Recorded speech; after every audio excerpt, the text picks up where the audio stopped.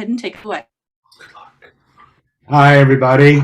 Thank you for coming, and I hope this will be helpful to all of you. I sent a bunch of documents out to Forrest, and I believe they all were sent to you, and we're going to kind of go through those first to make sure we all have some. A lot of my students, even though they may have been playing and buying reeds for a long time, don't really understand reeds, what they're supposed to look like, what's going on with them when we start learning how to adjust reeds. So we're going to do a little bit of stuff like that first. So on the current thing that I have on share screen with you, at the top you'll see diagrams of the most common two ways of making reeds. The top one is called a straight. I cannot see your screen, David. I have it on my screen. Did I not do it right? Okay, let's try again. Oh dear, let's see. Where do I need, can you do this then? Yes. Which one did you want to share first? Okay. Yeah, I have not, didn't put them in the right place. Okay, what is There we go. We can see it now. You can? Yes. I don't know how that happened. Great, okay. So, okay. So at the top, all right, you see this is a side view of a reed, of half a reed. It's called a straight taper. So the thickest point is at the back, and it progressively gets thinner until you get to the tip. Another popular kind is what's called a parallel shape, where it's lighter at the back, but that maintains its heaviness much closer, farther up the reed toward the tip. Then there's a slight taper, and then finally a tip taper. So that's called a tip taper reed or a parallel reed. So when you're working on reeds, you may want to look from the side to see if you can see what kind of reed has been made. Most of the reeds are going to be straight taper, and that's the one we'll be talking about today, a straight taper, one that's heaviest in the back and progressively gets thinner to the tip. But in reality, most reeds are a combination of the two. My reeds are a straight tipper, but there is usually a secondary taper for the tip. The next one just kind of shows you the three basic areas of the reed that I work on. That if you just work in these three areas, you're going to cover the basic of getting your reed to vibrate. So you have the spine in the middle, you have the sides, and then you have the front of the reed. Now the reed, if you buy your reeds or if you profile your reeds, you will, oh my God, my cat just walked in. The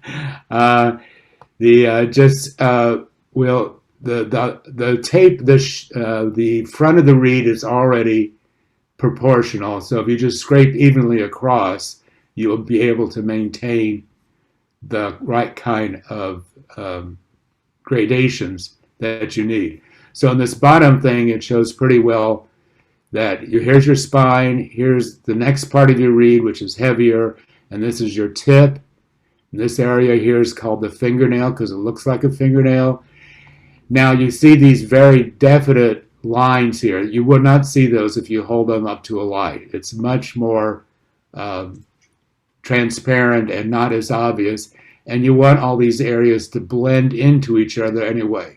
Anytime you have a hard ridge or a definite dark spot, that's going to restrict vibrations of the reed.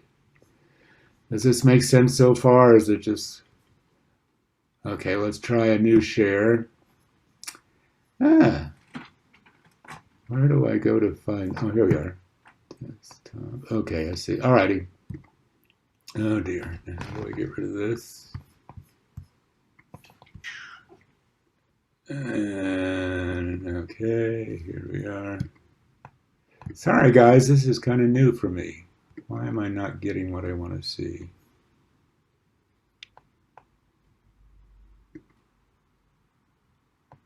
Okay.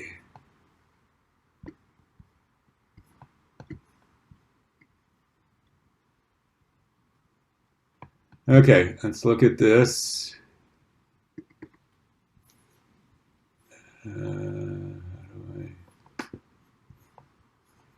Alrighty. Now, can you see this, or am I? Allie, Yep, we can see. you can see it. Okay, yeah, I need confirmation because I don't know what's going on. Alrighty. All right, so this is just terminology is the important thing, and then I have descriptions of what you do to adjust the reed just with the wires. So as I'm talking, I'll say you'll flatten the wire. That means squeezing the wire from top and bottom. So basically, let's see, can I see? Yeah, so you're just going to squeeze a wire like that. That's I'll call that flattening a wire, and then rounding the wire is doing it from the sides. And then I'll talk about the first wire, which is the wire closest to the tip. The second wire is the middle wire, and then there's a wire under the wrapping. That's the third wire.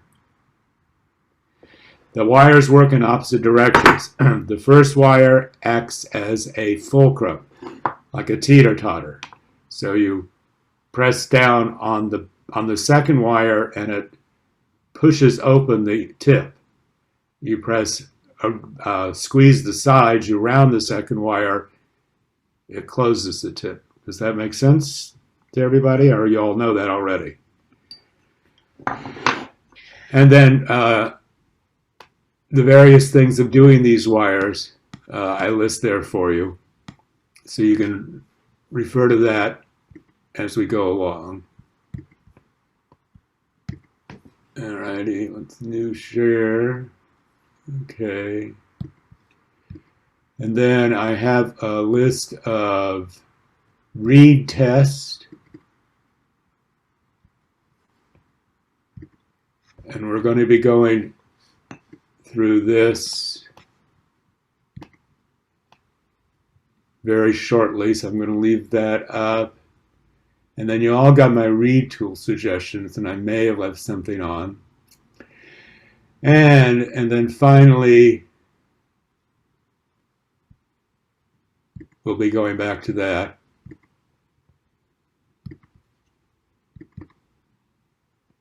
And now the first thing we're going to look at is what to do before you work on a reed. Alrighty, so let's take out a reed.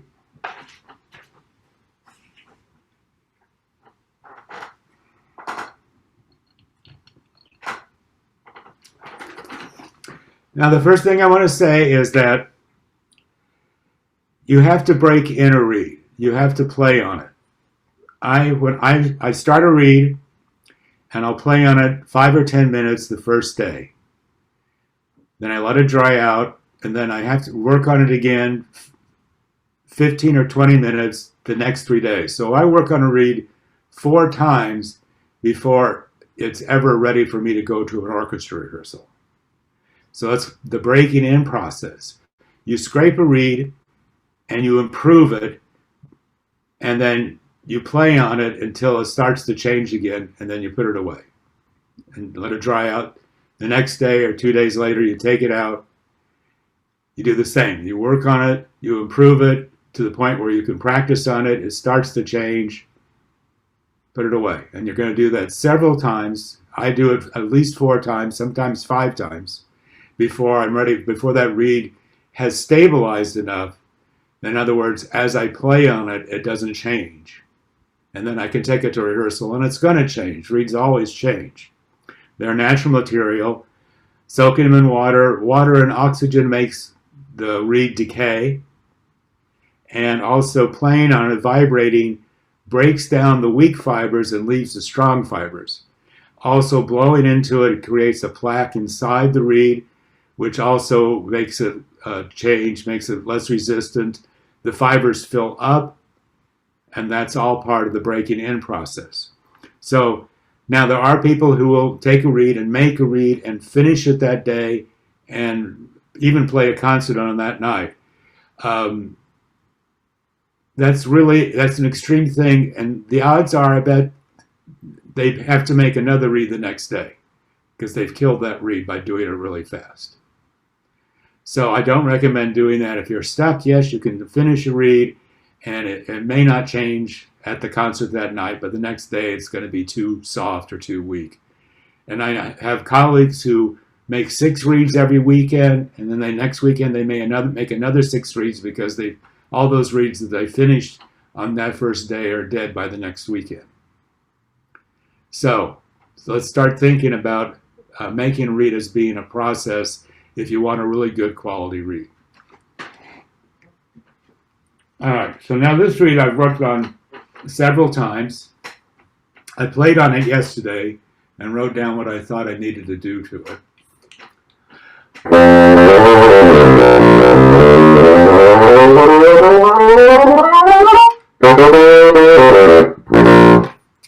All right, so before you do anything to read, you need to do these 7 steps.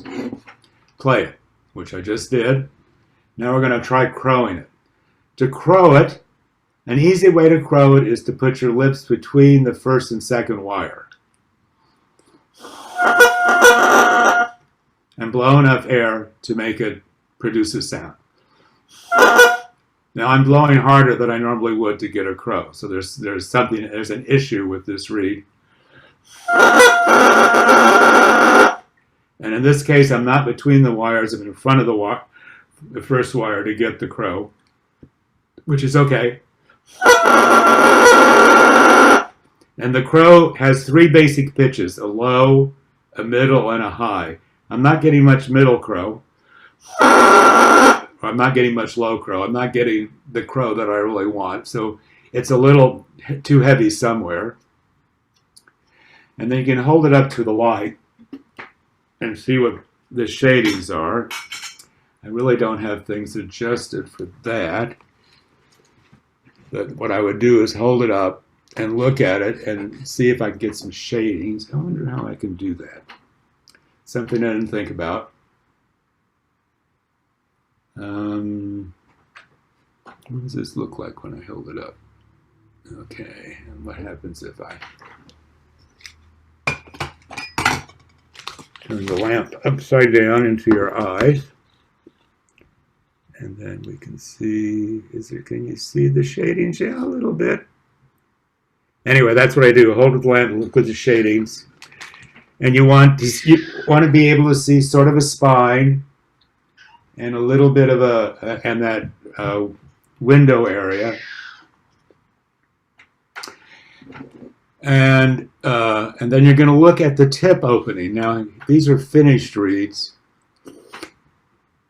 And so, let's see if you can see the tip opening on that reed.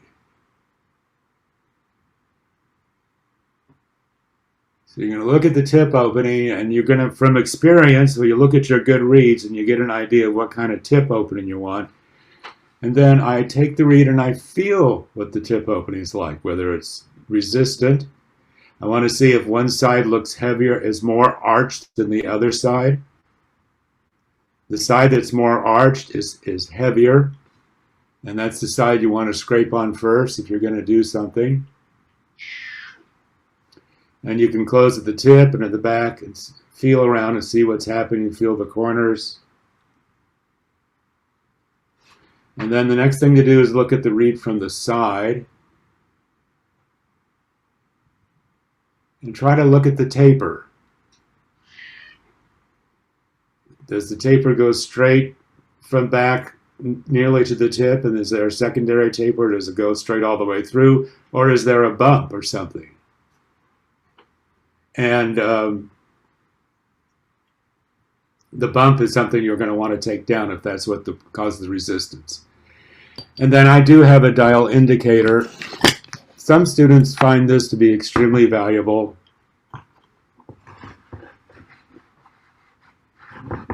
Let's see, I don't really have this angle better. I know. David, can you stop sharing your screen so we can see your hands as well? You can't see this here? Some people can't, so if you could stop when just go back and forth, it would help people a little bit. Go back and Yeah, forth. it's just when we're in when we're in speaker view, we just get your face. We don't get the read desk. I don't know how you change that. Okay. You just stop the screen share. You don't see. Can you see that? Can you see my hands? For most people, if you could just stop the screen share because we can't see your document anymore. So just end the share. Okay, thank you. Thank you. All right, so I need to go through this again. All right, I'm going to do something. I'm going.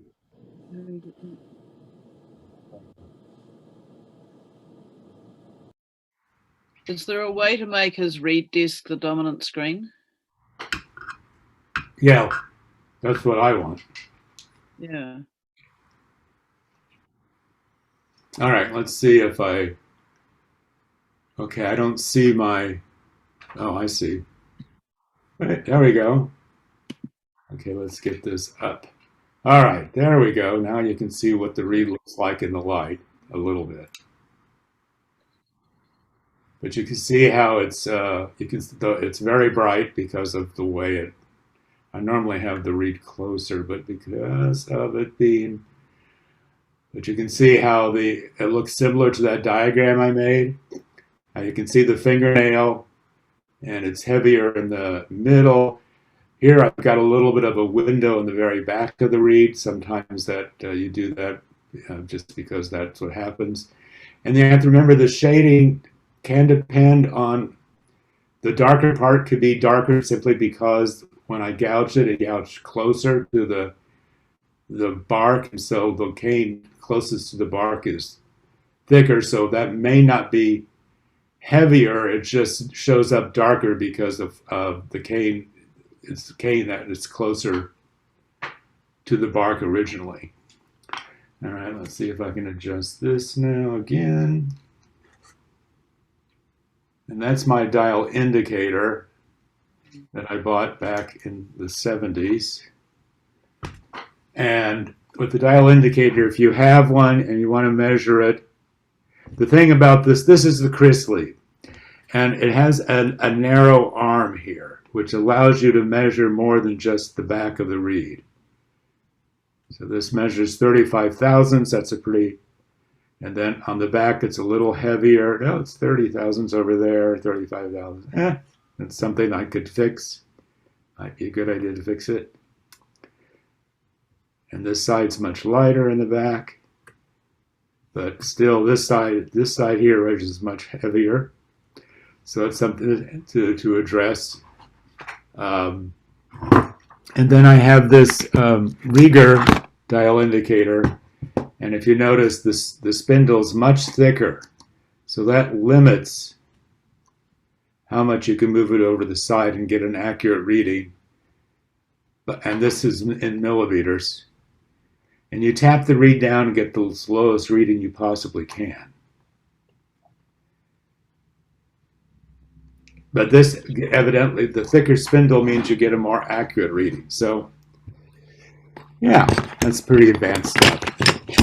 All right, so let's go through the test real quickly on the reeds. I crowed it. We have one person who's asking, what is the window? Okay, that's when I showed you the back of the reed. I scraped more out of the back on this reed so I don't have a straight taper from the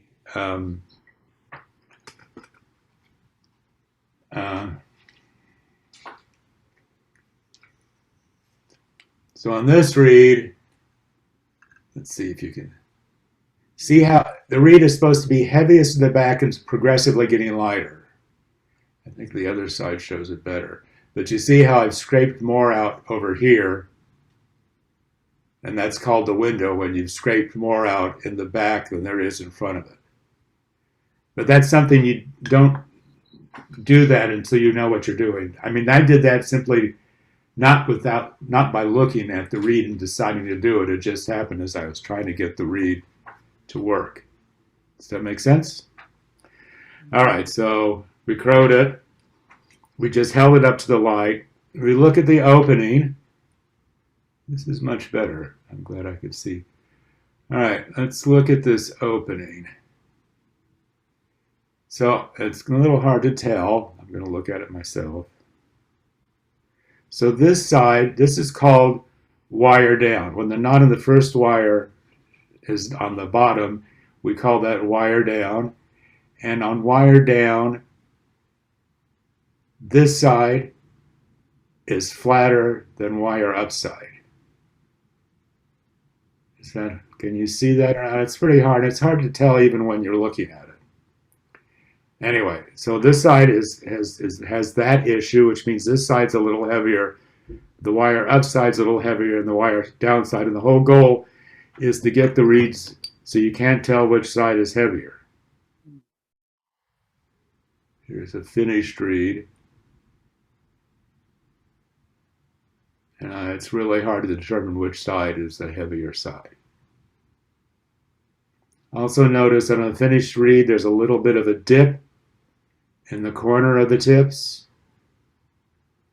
The amount of dip, so this reed will probably be pretty good for playing low notes because the dip isn't very pronounced.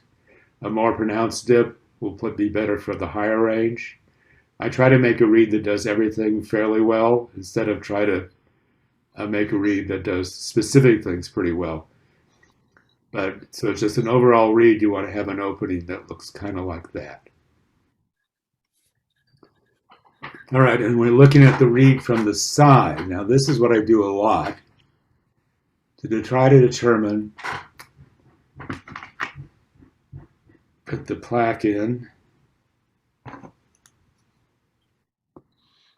And I want to see if there's any bumps on the side of the reed. So on this side, which is the heavy side, it's going to be really hard for you to see it, but there's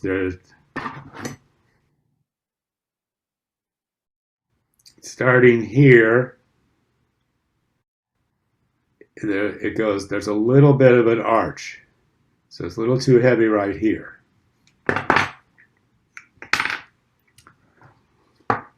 And so looking at the sides, we measured it and found that one side's way too heavy. All right, so have we done all 7? And then feeling it, squeezing it, closing the tip to see how the tip closes. So especially when I close a tip, I can see that one side's heavier than the other because it closes slower than the other side. That the weaker side closes first.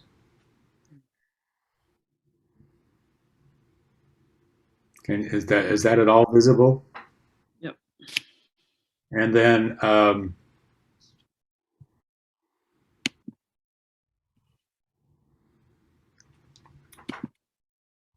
alrighty. I'm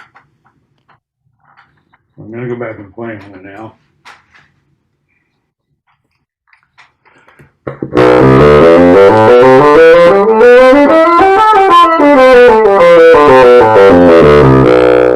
And now we have to do the things. Okay, we did all the things to see what was wrong with it. We determined that it's a little too heavy on one side.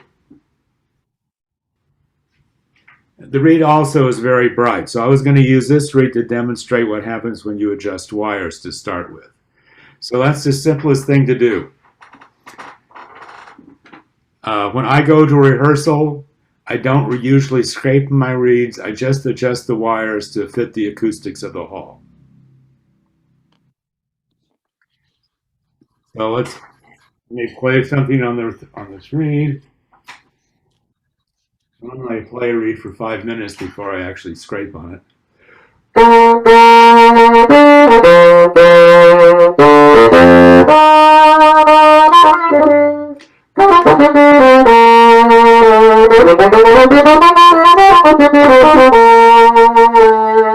Okay, that's a very bright sounding reed.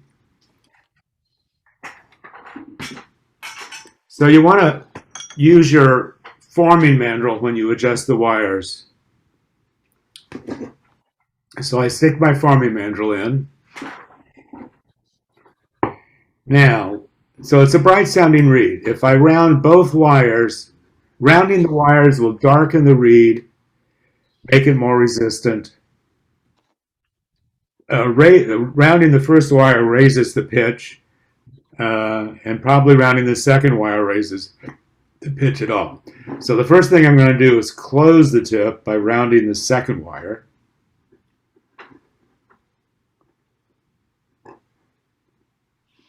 And I'm going to see what happens.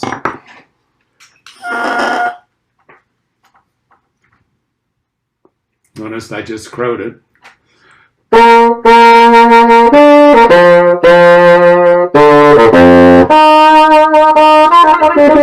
A much more pleasant sound. All right, and adding that bit of resistance also helped. It was too, it wanted to tug. My tongue couldn't keep up with the response of the reed, so the tonguing wasn't working very well. And now I'm going to open the first wire,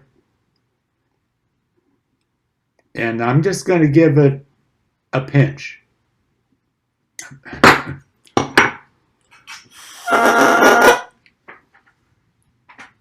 Let's see what that does. Oh.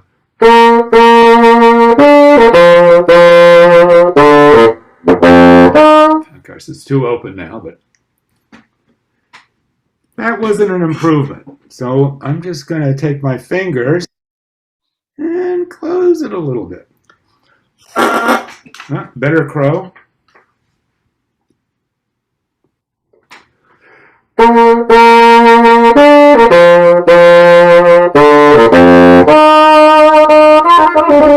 Okay, that's I made a difference. Made it better, more of a projecting sound. The color is more acceptable. All right, let's go back. Let's close the first wire quite a bit.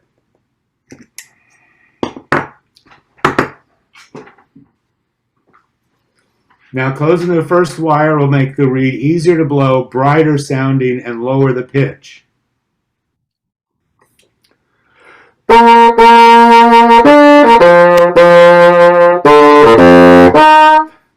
Yuck. Anyway, too bright, much too bright. Now, let's open the reed. I'm holding my bassoon. I'm going to put it down in order to work so you can see what I'm doing. Now we're going to flatten the second wire. And let's just give it a pinch. Let's see what that does. I closed the first wire quite a bit to demonstrate it. I don't want the end result to be too open.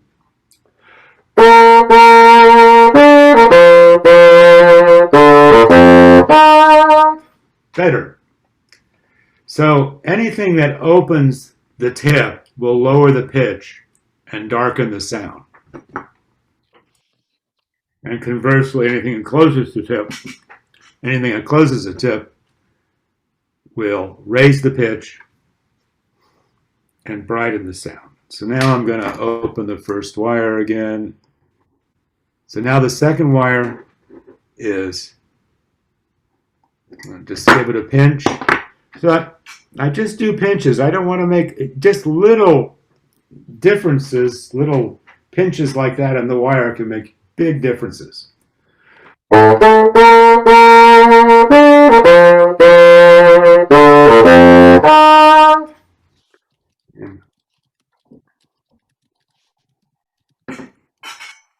Let's do it even more.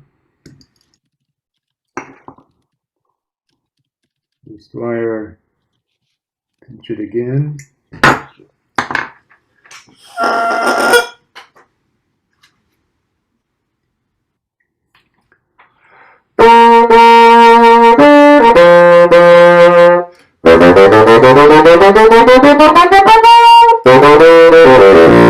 All right, so now we're going to go through the reed test. So I'm just going to share the screen before go through the test. You don't need to see me. I don't think.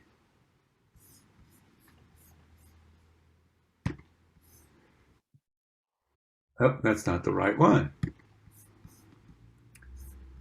Here we are.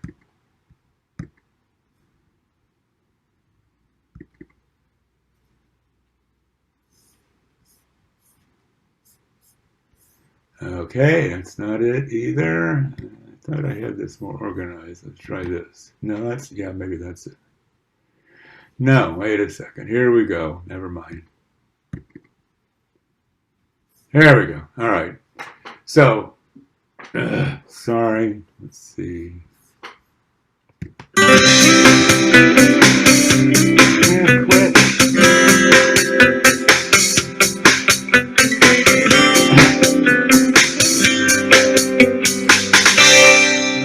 Keep on pressing quit Sibelius there, but it won't quit.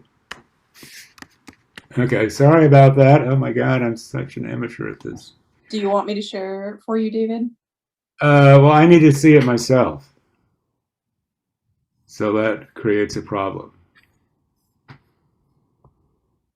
So when I share it, what do you see? You don't see my hands anymore? Currently, we still see your hands. And do you see the retest document? No. Yeah, you go ahead and share it.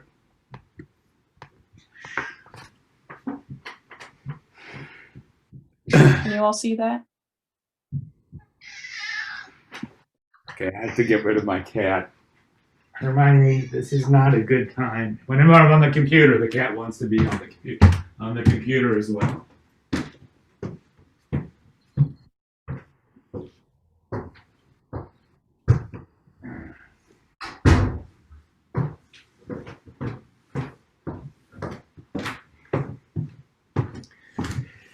I should have anticipated that. Okay.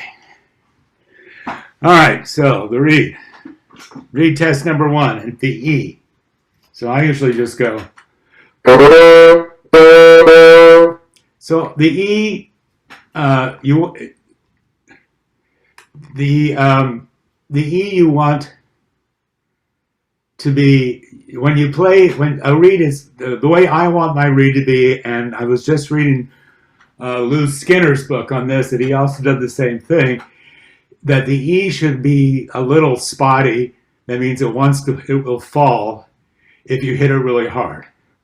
And then as you play on the reed, the fibers get soaked up more and the E becomes stabilized. So what's happening right now is what I would expect a new reed to do. Now, if I play on this reed and the E doesn't come up, I would let it dry out overnight and try again the next day. If it still kept on falling to break the pitch breaking or being unstable, on the next day, even after I played on it, then I would think about cutting the tip. The only way you can really fix it, the reason it falls is because it's too weak in the area behind the tip, which we call the heart. So this area here, right, and where my finger's covering it, that area there behind the tip is the crucial part of the reed. That's why it's called the heart. And it has to be the right dimension for all the notes to work properly. So this one, that E is falling, which indicates this may be a little too light, but after I played on it, it may come back up and be fine. The next test is the E flat.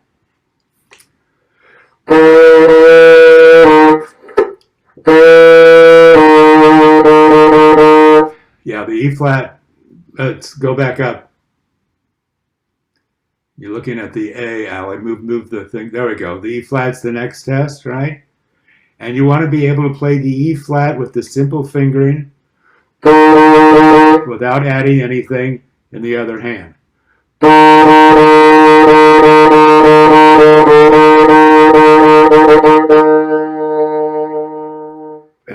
be able to make a diminuendo on it. It wants to rise a little bit, and that's because of that little bump we discovered in the back of the reed. But it's pretty good. The next test is the A, and these all determine what's happening with your heart. If the E falls, the heart may be too light. If the E flat wants to raise in pitch up to an E or a sharp, the heart is maybe too heavy. Now the A is one of the tests I use the most. The A on this top staff should be pretty much the same pitch whether or not you hold down the speaker key, which is the high A key. So here, hear how the pitch gets a lot brighter, not a lot brighter, but somewhat brighter and higher in pitch when I hold down that A key. But it's pretty close. Okay, Allie, go down to the next test. Okay, C sharp and D flat. Now this, every bassoon, either the E or the C sharp are the big problem notes. If you have a good C sharp, the odds are your E is going to be really hard to fix. In my instrument, my C sharp is the trickiest note to get and the reeds that I like to play on, very often the C sharp will fall flat. So I pretty much am always adding an F sharp key to my C sharp. This is with the C sharp, with the F sharp key, and without. It's a struggle to get it up to pitch and have a color that matches the surrounding notes. So again, the only solution is to cut the tip, or both the E and the C sharp. For the C sharp, you can add the F sharp key, and for the E, you can add the low pancake key or the G, the third finger in your right hand, to stabilize those notes. And for me, I pretty much always have to add something to the C sharp, but it's because the reed, for my instrument, on my setup with my vocal, if the reed doesn't play the way I want it to play, it's too heavy if that C sharp is stable. So I just kind of live with having to favor that C sharp. And the next one is a test as you get closer to the finish to make sure all these notes that are really problematic in the mid-range, C sharp, G sharp, G, E, D sharp, these are all notes that can be really not good if the reed isn't properly balanced.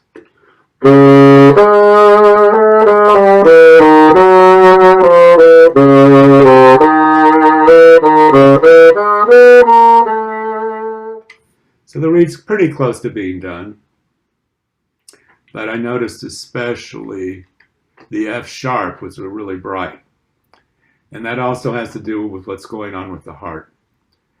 And then I just do this to see if the reed tongues responsibly. I guess not. Yeah, not so great, not so easy to tongue. Go down more, Allie, next page.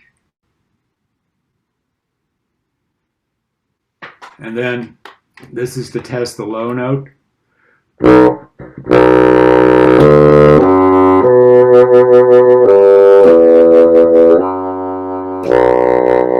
It's much too bright, too loud.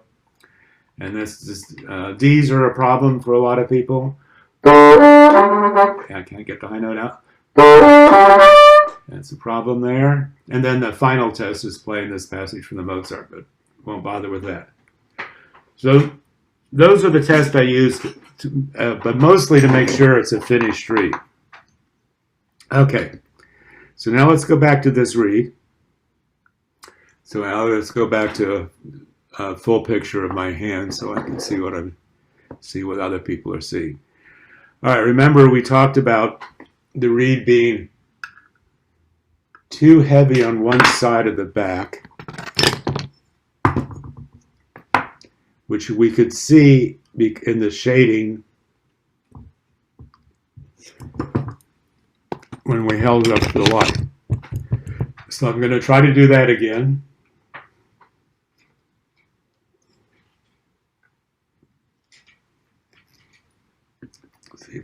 Let's see what it looks like.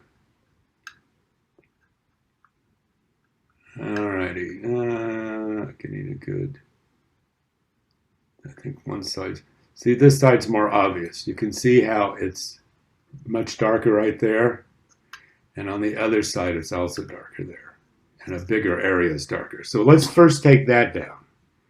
So I just held it up to the light. We've done all the other tests already. Okay. Now I always use files because I don't like I'm terrible at sharpening knives. And also I find with knives, it's really easy to dig, to make a hole that you don't intend to make. So now this is what I'm going to do. This is the heavy side here. And I'm just going to go along the collar, take that down a little bit on the area I saw on the light. And this was much closer right here on this side.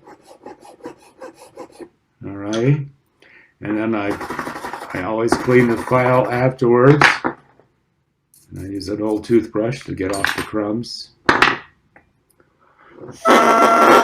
And the crow's a little better. It's a little lower.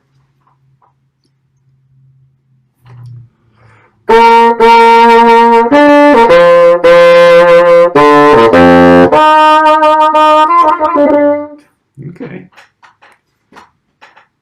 This, by the way, is not a good piece of cane. It's I'm purposely working on a reed which I don't have much high hopes for, to see if I can get it to be more.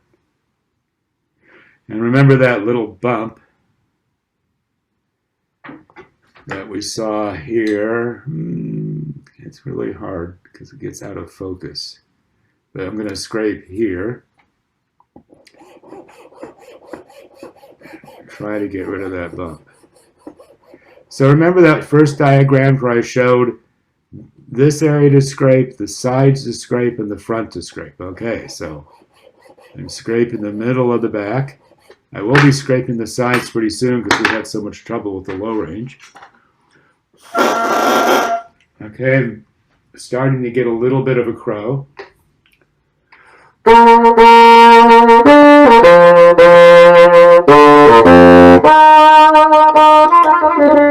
Now you'll notice I just scraped on that one side. I just scraped on the heavy side. Let's see what the opening looks like now. If I can only... This is so backwards, I'm having a hard time. Alrighty. Alright, it's hard to tell at that distance. It's actually, the open is getting pretty equal looking. Alright, so we had trouble with the low range. The low range is controlled a lot by the sides.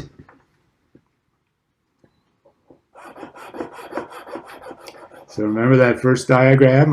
Now I'm going along the sides, and I do the same thing on both sides. I usually count. 1, 2, 3, 4, 5. 1, 2, 3, 4, 5.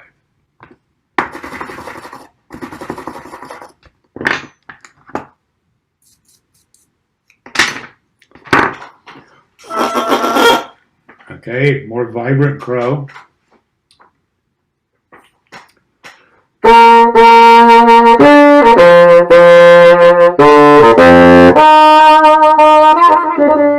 And now it has enough flexibility that I can be somewhat expressive with it. Let's see what the low range is like.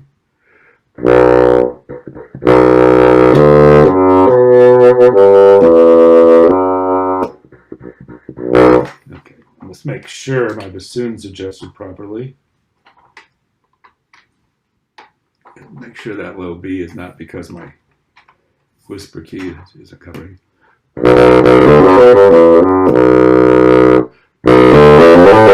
It's better. Alrighty. And let's stress this reed by taking some wood out of the heart, which may have undesirable consequences, but we'll see. So now I'm going to work in the front of the reed. 1, 2. Remember that first diagram? Just going across, trying not to change the contour, just making the whole front proportionally equally lighter. And I'm going to do a little bit more here because it's still a little arched.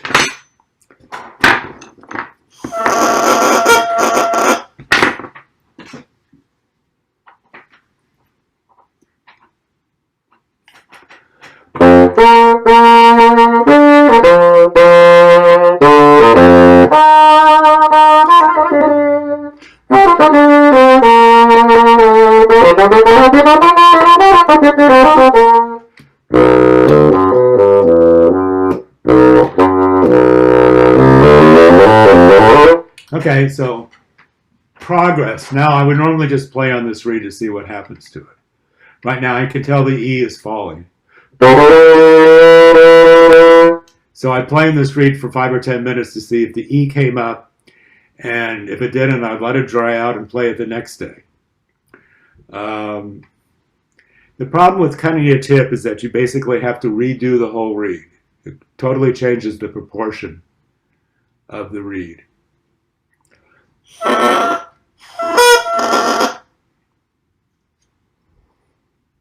All right, so now I worked this reed. It's playing better. That's all I can do today. If I had a concert tonight, I'd be forced to cut the tip and say, okay. All right, this reed won't work for tonight. He's falling, so now I have this Granger cutter.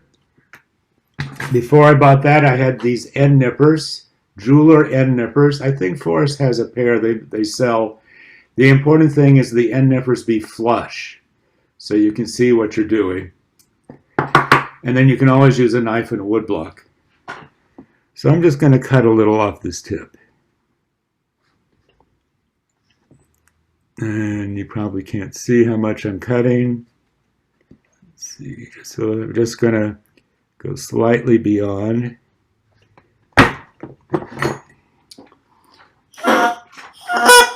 The pitch, notice how I can't get the low pitch like as easily as I did before. I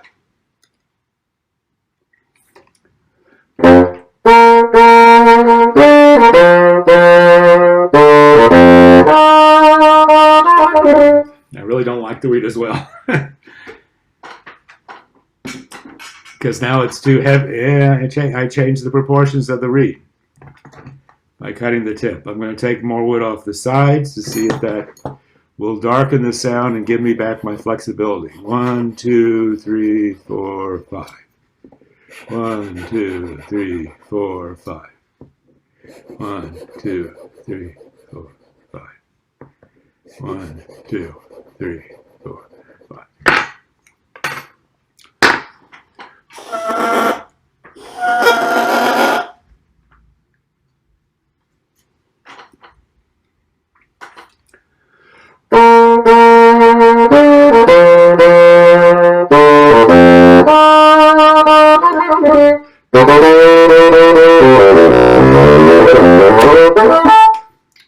All right, so I mean, this is as far as I can take this reed today.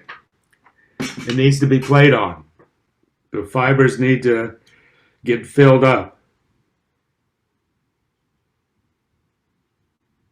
All right, let's go to reed number. But I hope that was helpful.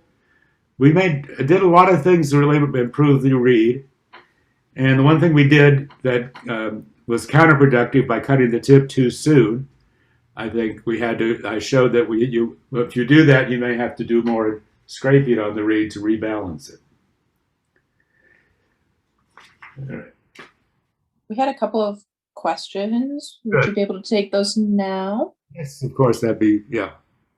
Wendy Jacobson asks, "What's the effect of loose pliers?"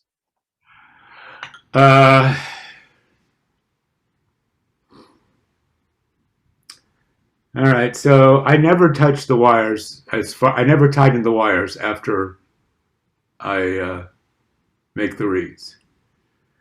Unless, the only time I do, I mean, you can tighten the first wire to help bring up the E. But I never do that. I do I just balance the reed to so the E is where like I just said, it needs to be to make a flexible enough reed. So I never adjust the wires. I was reading Lou Skinner's book. He just says he tightens the wires once when after the reed is dried out. He wraps his reed while it's wet, but then before he cuts the tip, he tightens the wires, and that's it. Didn't mention ever tightening the wires again. Some people advocate making the wires purposely loose. So yeah. So the only time I would tighten the if the wires get loose, if the wires are loose when the reed is wet, then that's not good. If they're loose when the reed is dry, and then you put it in water and they're not loose anymore, that's fine.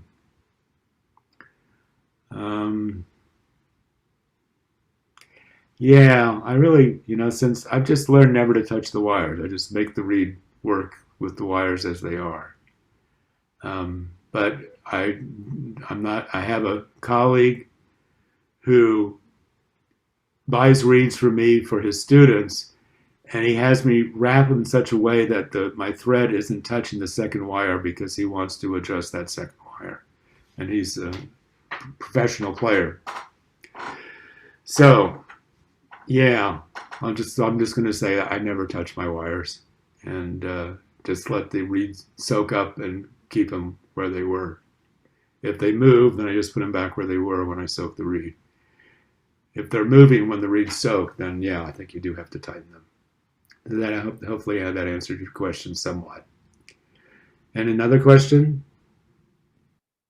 It was kind of related. How do you determine how tight the wires should be when you're making a reed?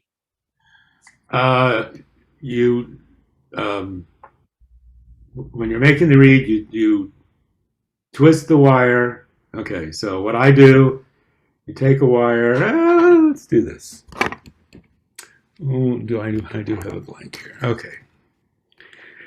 Okay, here's a reed that I haven't put the thread on. So the first thing I do, let's see if we can see what I'm doing here. Camera's kind of in the way. Okay, so the wire is a little bit loose now. I'm going to grab the wire at the base, pull it pull out the slack so it's snug but not overly tight, and hold the slack as I twist it from the bottom. And twist the wire down flush so there's no space between the wire and the reed. It's hard to see with my light. So there's no space between the wire knot and the reed, and then I give it another quarter turn. This is what Harold Goltzer taught me to do. He was my teacher in New York. And then I put the second wire back where it was, because it slipped when it dried. Tension. Grab at the bottom of the twist. Tension. Until it's all the way down, and then another quarter turn. And then the third wire, when I make a reed, the vibrations stop at the third wire. So this is something you should not do unless you really want to dampen the reed on another wire, but I twist it and then I pull it around. This is really going to stop the vibrations at the third wire. And then I overly tighten the third wire because I don't want that to slip. And I cut the ends off. And then I have these Rieger pliers with the hole in them. So I can go around and crush the reed behind the third wire. Like I say, the vibrations stop at the third wire. So behind the third wire, I'm really trying to make sure I have a round back that fits under the bocal and won't leak. So I crush it a little bit, then I have to retighten the third wire.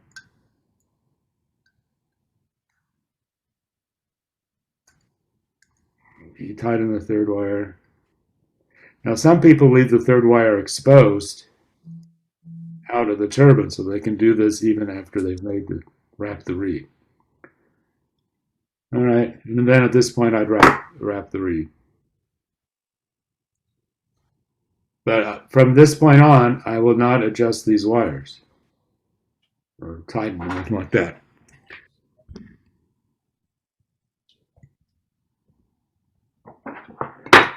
All right, let's go on to the next problematic reed here. Okay, this is a reed with soft cane. It's quite heavy and it's quite open already.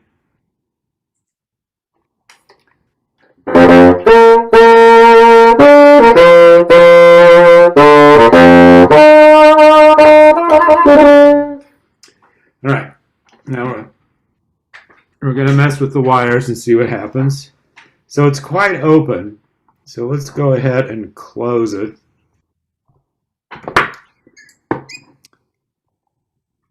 Give it a... Closed it quite a bit from the first wire.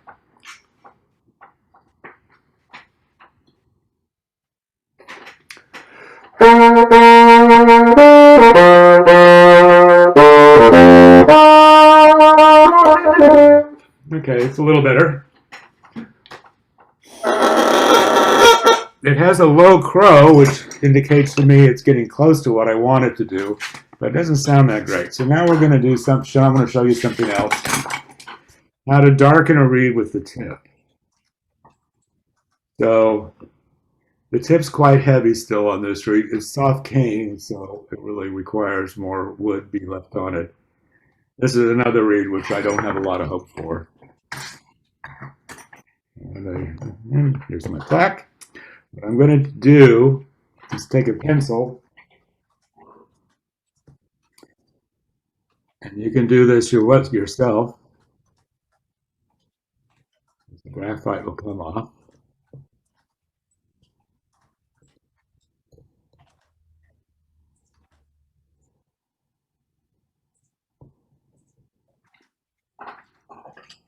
All right, and now I'm going to darken this reed. I'm going to put the reed flat. Let's see. Can't really see this very well. Put the reed flat on the. Have my finger on the tip. You can see that side. So, and then I'm going to roll the reed over and hit the corner. 1, 2, 3. And then you can see where the pencil came off. Do it to the other side. Can you see where the pencil came off? Let's see if I can get this right. Can you see how the pencil came off? It's still pencil in the middle, pencil back here, but here and here the pencil came off. To the other side. 1, 2, 3. Same idea. Whoa.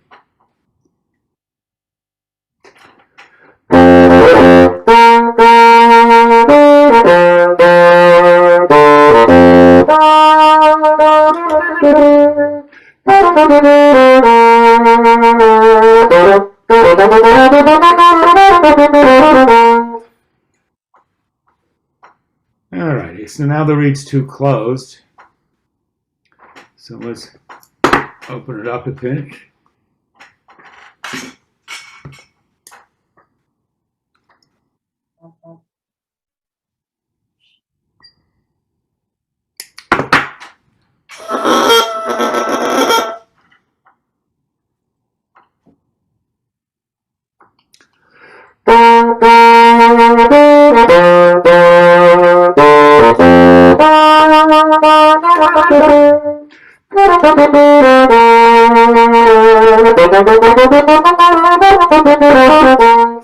Better, it's easier to tongue.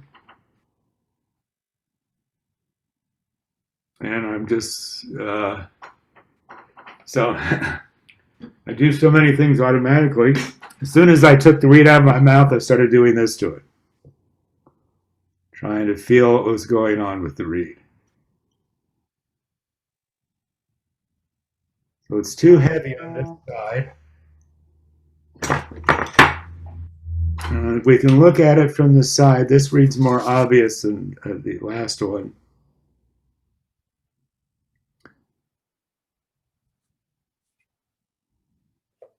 It's really hard to tell on the camera, but it's very arched here. So I want, you want a straight line from here through the heart, and then maybe a secondary taper. So I'm just going to go 1, 3, 4, 5, 6, 7, 8, 9, 10, 11, 12. Not so much on this side because it's flatter.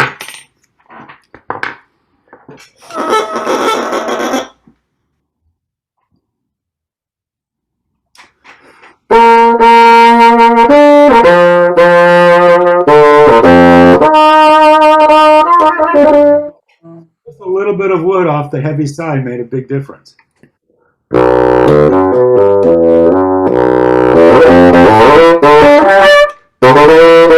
And he's a little funky. So at this point, I would play on the reed some more and see what it's like tomorrow, and then do the same thing. So you make the reed until you can practice on it for a while, and then you're going to set it aside. Eventually, it won't change when you practice on it, and then you know it's ready to go to rehearsal.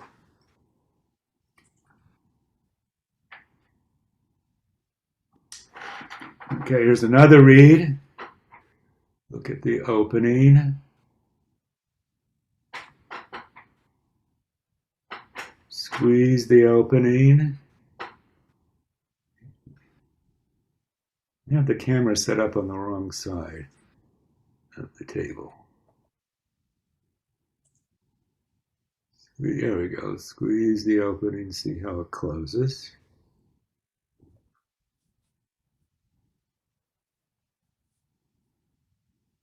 So this side, wire down, closes a little later than the other one. The crow doesn't come easily.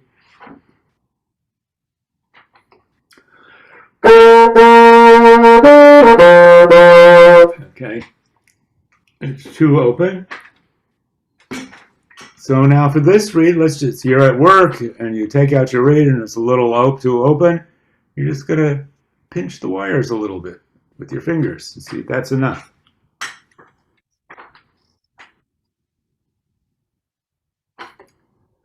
Yeah.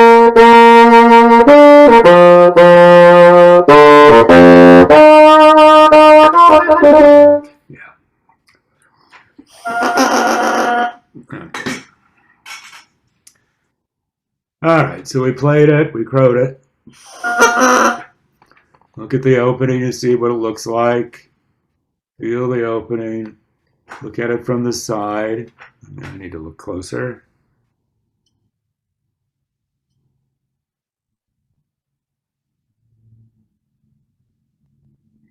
It looks too arched to me. I look at the opening and it's too arched. There's too much difference between the middle and the sides. And that's something you just, by looking at reeds that you like, you'll get to. There's not enough dip in it. Let's do the same thing I did with the other reed to this reed. So what I'm trying to do is get that dip at the side. So it's too heavy here. I want the reed to have a little dip in the sides.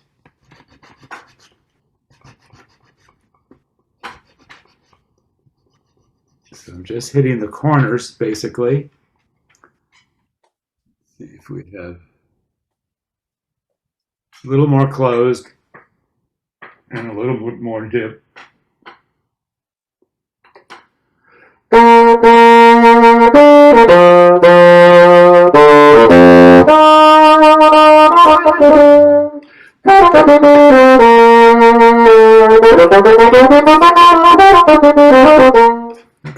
Let's see what the low range. Let's see. Let's do the test. That E's pretty stable. I can make it fall, which is what I look for.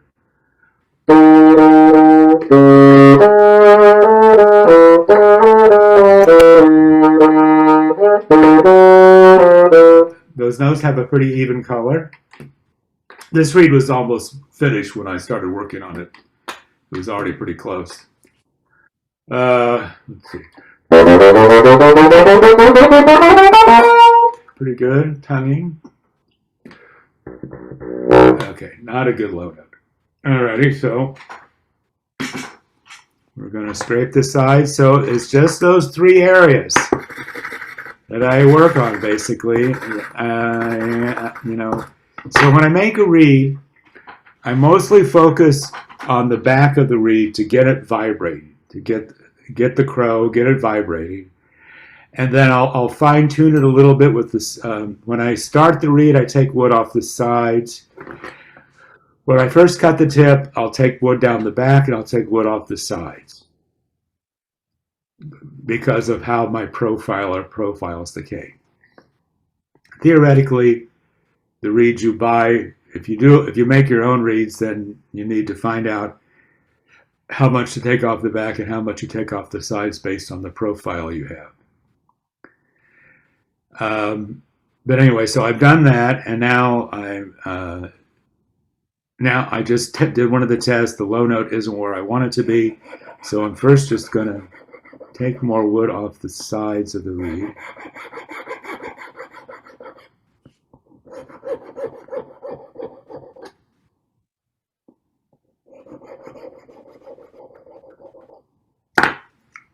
And let's see how the low notes now. So, okay, I'm going to play it. Let's see. First thing I do is I put the reed in my mouth, put my lips around the first wire, between the first and second wire, just in front of the first wire. I don't want to blow that hard. I want to get a good crow without having to blow too hard. This one I have to blow a little harder than normal.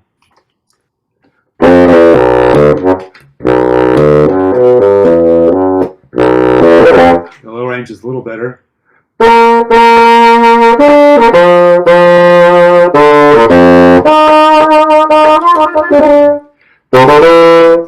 E's pretty stable. Even the C sharp's kind of okay. The A.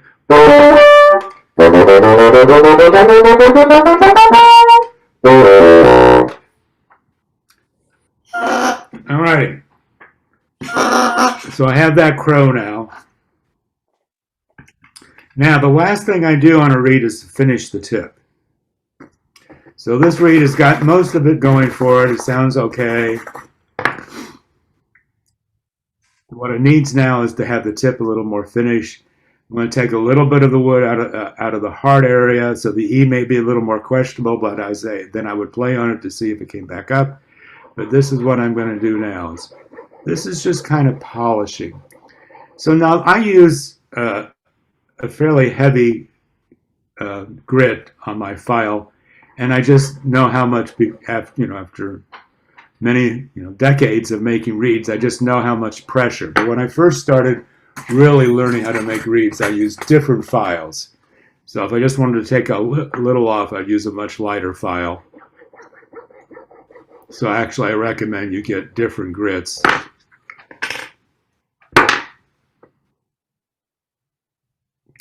So now what I just did is I looked at the tip.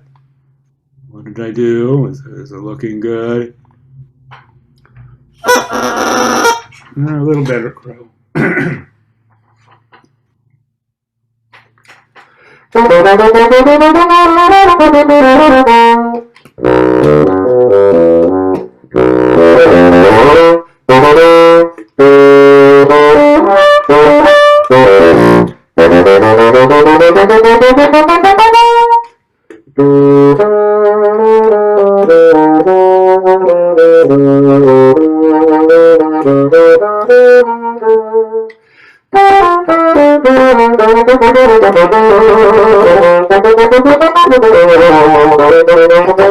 So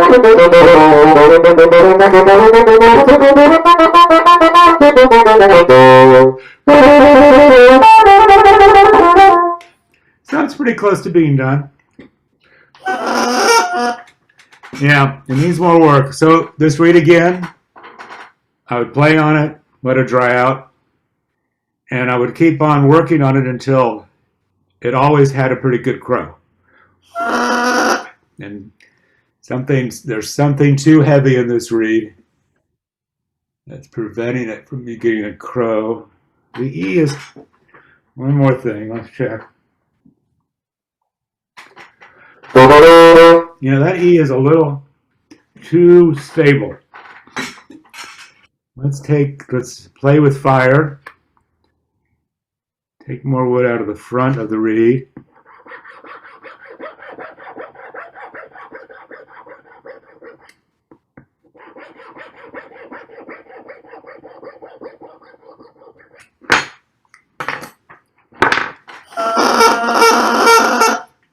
Okay, better crow. I got some lower pitches.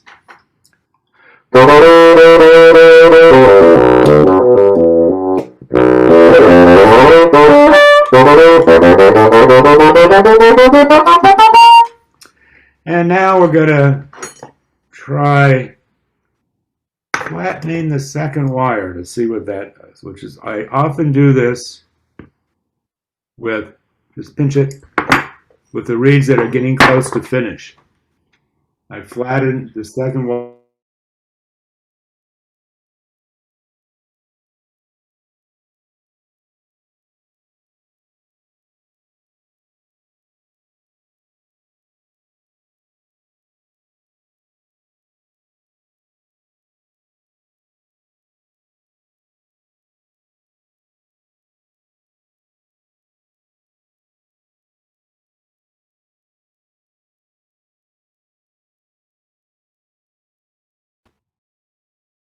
Okay, Allie, we lost you there for a second, right? Yeah. Anyway, it's 4:15, so I've bored you for an hour and 15 minutes. What questions do we have? Any questions? Allie, are you there? I am here. Okay. What questions do you have? And okay, no questions? What's the effect of loose wires? Yeah. Okay, loose wires, the reed's going to vibrate differently. So you want the wires to be snug so it vibrates, so the reed vibrates in the correct manner. If the wires are loose, it's going to do more of this. If the wires are tight, it's going to do this. You want it in between. You want the sides to stay, but you want it to vibrate. And I can't do it with my hands in a good manner. Yeah, but so a reed that that the sides are really heavy are going to vibrate more like this as well. That's what creates the buzz. So a little bit's good, but the loose wires are going to amplify the buzz because the reed will be flapping more back and forth. So you don't want them too loose. Okay, so these are Grobet pillar files. I know that Forrest just started stocking them. They're not the crosscut. They're the other kind. And you can use the crosscut. They take out more wood faster. So for someone who just started using files, now they're pillar files, which means they don't have a file on the side. So the problem with most files is this side also has a file, and that will also dig into the cane. So with the pillar file, you're only filing where the file touches. You're not filing it by accident extra parts of the reed and creating a ridge somewhere. So pillar files are the way to go. These are 6-inch pillar files. And I have a 0 grade. I forget what it's called. It's not called a cross grid. It's called the other one. It's just a single grid, I think. And I have a 0 I have a 0, 1, 2, 4, and 6 if I just want to polish the reed. Very, very fine grit. Sandpaper is good. If you want to polish your reed, sandpaper is a good thing. It's a good thing to use. I don't sandpaper the inside of the reed. I found that always counterproductive. What I showed you on the tip is how I darken the tip of the reed rather than using sandpaper inside the reed. I always found that that always caused the sides to leak. So I don't do that. I don't bevel the reeds because when I do my shape, I narrow the back of the reed beyond what the shape is, which has the same effect of beveling, which is to keep the tip open. Otherwise, my reeds are kind of your basic B-flat bassoon reeds, as far as I'm concerned. Someone asked, do you ever do any scrapings before you cut the tip the first time? No, I just do the profile. No, and it's better if you profile your own cane, leave it a little on the heavy side. You can take the more you do, the quicker you work on a reed, you are going to have less good results. That's why I spend 4 or 5 scrapings over more than 4 or 5 days on each reed. You want to do a little bit at a time, let the reed dry out, let the natural fibers take their normal course, and let the reed settle into what it's going to be.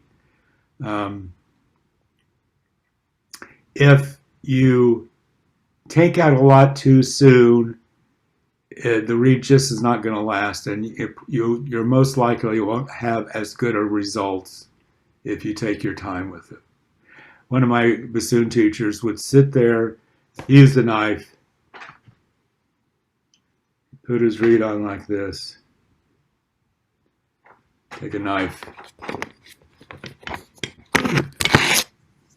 I would watch him, he'd be going.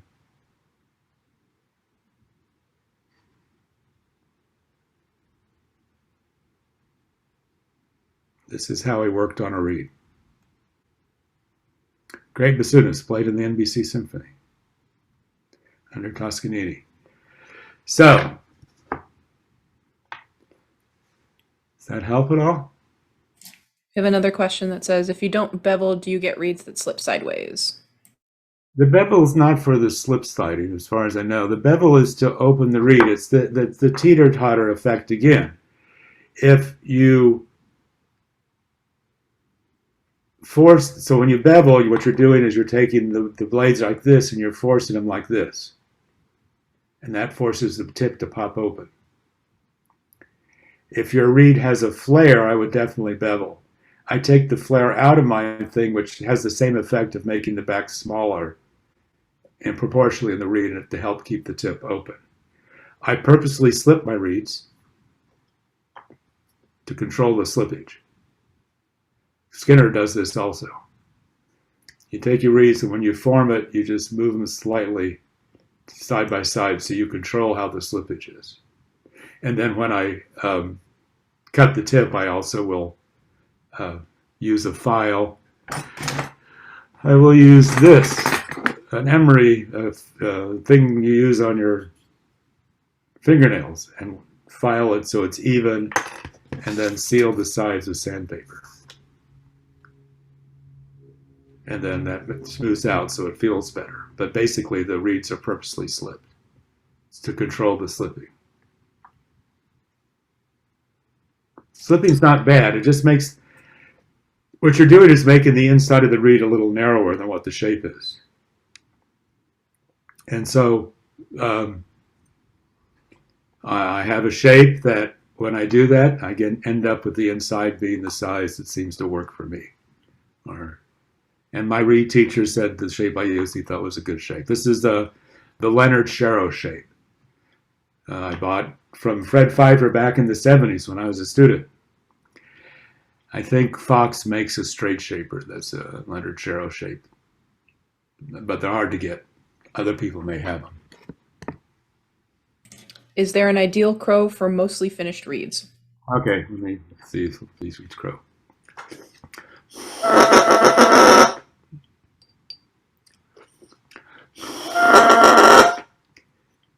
These are reeds that are finished, but they've been soaking a long time.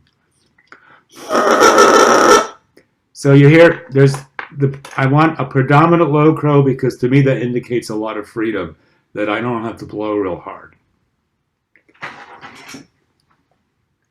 They're very open now because they were soaking so long, so that changes it.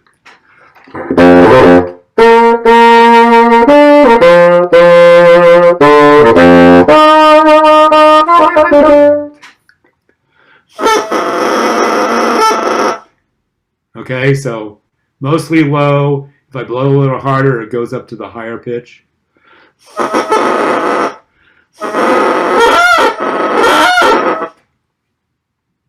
I did that by getting more pressure. But I want the reed, this one's still open, I'll close it up a little bit. I want the reed to crow with me without having to hold it in my hand. Just putting it in my mouth and blowing hard enough to get a sound. Even that's a little too resistant.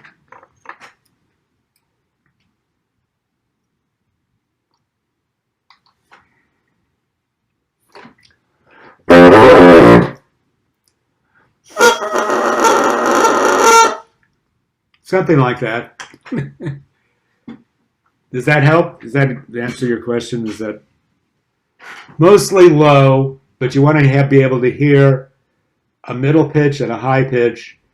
You want to get as many pitches as you can.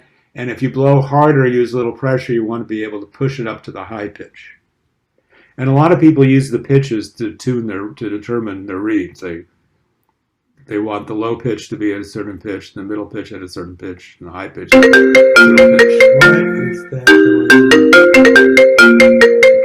noise? Oh dear. Alrighty. Okay, did that answer that question?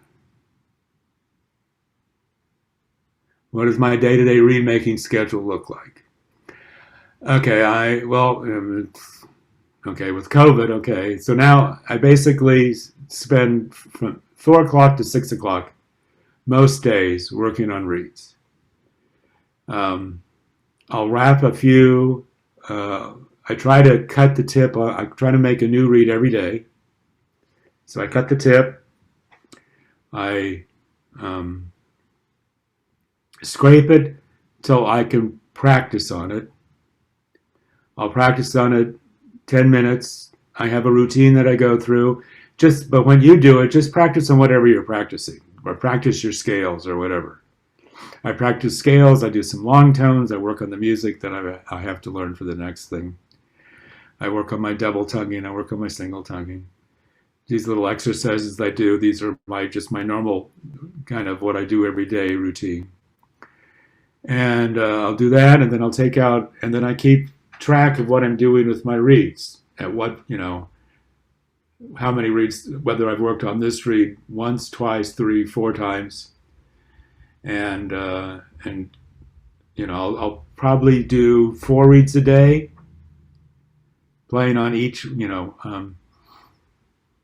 so starting the reed, if I wrap, that's 15 minutes. If I wrap a couple reeds, if I start a reed, it's another 15 minutes. Then I play on it for 15 minutes, and then I take a break because I'm old and I want to make sure I don't stress my hands because I've had hand problems in the past.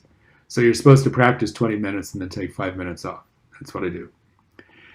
Then I come back and I play another reed work on it till it gets better. I play on it, put it away, take a break, go back to the next reed, work on it, make it better, play on it, put it away, and take a break, and then go back to the next one. And by that time, it's usually I'm done at 6 o'clock. So I felt I've done my reed work for the day. But it takes me a long time to finish a reed. I mean, I don't send out a reed until before it's time. There was an old wine commercial with Orson Welles who would say they don't sell their wine before it's time, before it's properly fermented. So I do spend a lot of time on each reed. And then at a certain point, I just say, okay, I've done all I can to this reed. It played today the same way it played yesterday. It's up now for the person who buys my reed to break it in. Or for me, if it's time, if a reed I'm making for myself, it's time for me to take it to rehearsal. One last question was, how much do you recommend to play a reed that has just been finished being adjusted? Well, if you already finish, if it's ready to go to rehearsal, you take it to rehearsal and you play a whole rehearsal on it. Or whatever, yeah. Or if you take it to rehearsal and it changes, that's, that's not desirable, but it happens. You keep on playing on it, yeah. You have to break it in. All right, does anyone have any other last minute questions for David?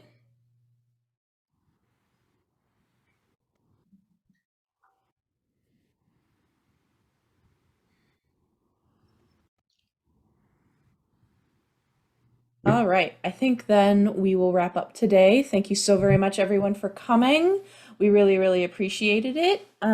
If you wanted to see any of the tools that David used here today or had any questions about reed making tools in general, you're welcome to send us an email, give us a phone call, or there is an entire list of the tools that David suggests on our website. It's right on the front, highlighted in blue, and it takes you to a page for where you can get the GrowBay files and all of the other tools that he has listed here today. Thank you guys so very much. There will be a link in a follow-up email in a couple of days that has a link to the recording of this session. So if you missed any part of it or you wanted to go back and review it, then that will be available to you. Thank you all for coming and have a great night or morning based on wherever you are. Have a good day, guys. Thanks. Thank you, David. Thank you.